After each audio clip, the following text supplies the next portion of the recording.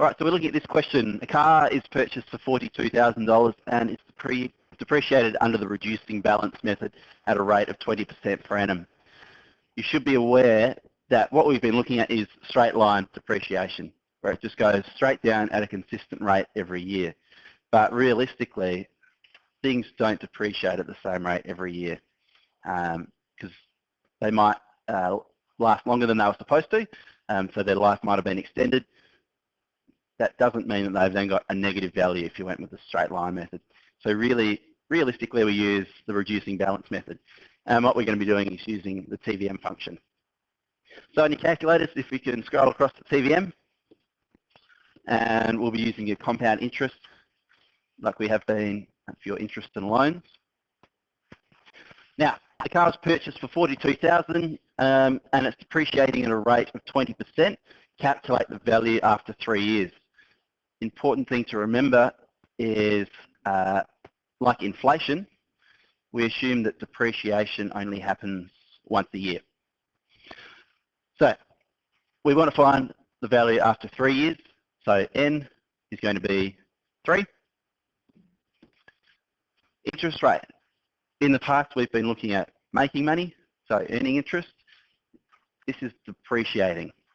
So we're going to have a negative value. It's going down. Make sure you use the negative number. So it's going down by 20%. We want to know how much it's worth after 3 years. We know what the present value is.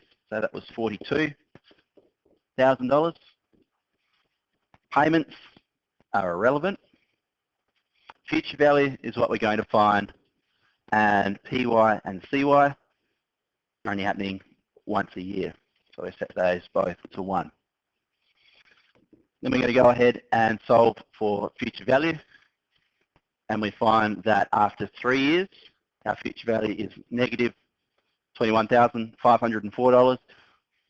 That means, remember, that we still have it, so it's worth $21,504. So ignoring the negative sign there. So I'll write that line over there.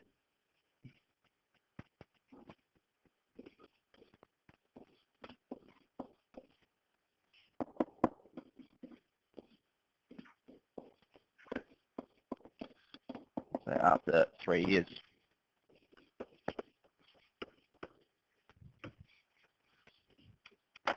Part B, how long will it take to depreciate to $5,000?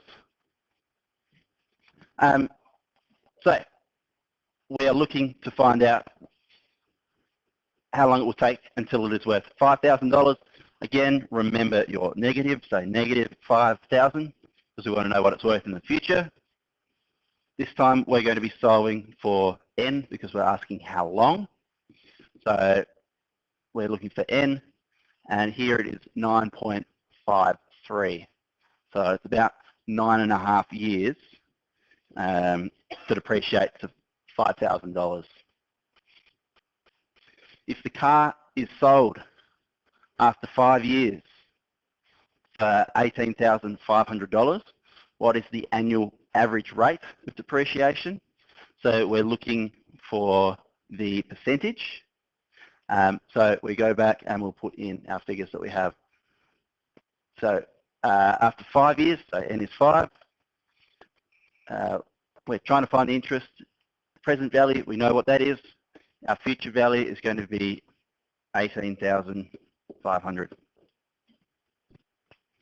So we're looking for the rate of depreciation, so we're going to solve for I, and we find that it's depreciating by about 15.12% each year.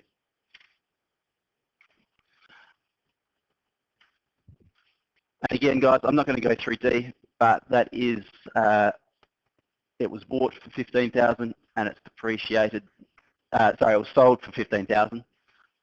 So we were looking at its future value and you're solving for its present value. These should be very straightforward considering what we've learnt in the investments and loans. So have a go at the questions in lesson 3 and see how